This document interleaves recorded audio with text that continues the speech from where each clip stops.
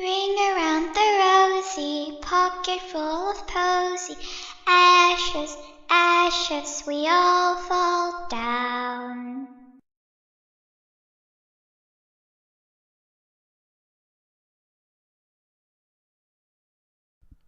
I thought the scraping sound I'd been hearing inside the walls was just rats.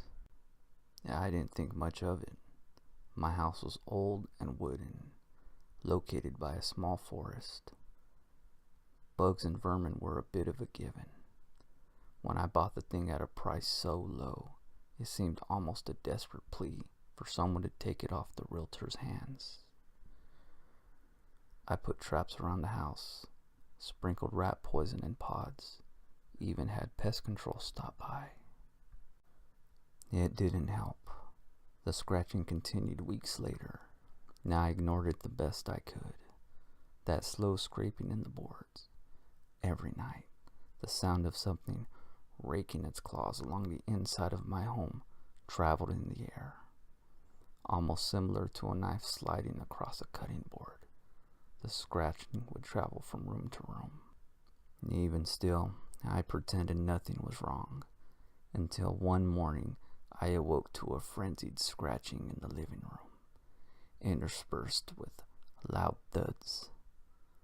This was accompanied by a panicked wailing, unlike anything I've ever heard before. I skipped calling animal control. I phoned the police instead. It didn't take long to find the issue. They pulled a small boy out of my wall as I stared in shock. He was covered in dirt with wild eyes that twitched with every shake of his body. I explained to the officer I thought it was rats that had been pestering me for weeks. Luckily, they believed me. I called to check on the boy later that day. There wasn't much to tell. He'd been delusional from hunger and panic. I was amazed he hadn't been affected by my attempts to get rid of what I thought were rats.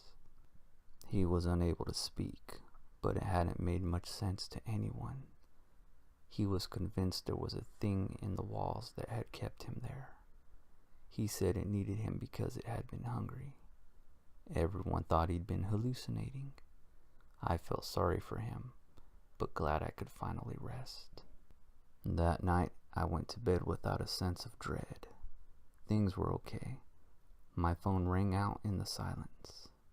I answered, alert when I heard the shouts of the officer over the line. From what my brain could piece together, they'd found the boy's relatives after calling around. He'd recently been reported missing. He'd only been gone for 2 days. There was no possible way he could have been making those sounds for as long as I had been hearing them. He wasn't the cause, but then neither were the rats. Fear seized my chest as the sound of scratching, slow and taunting, began in the wall beside my head.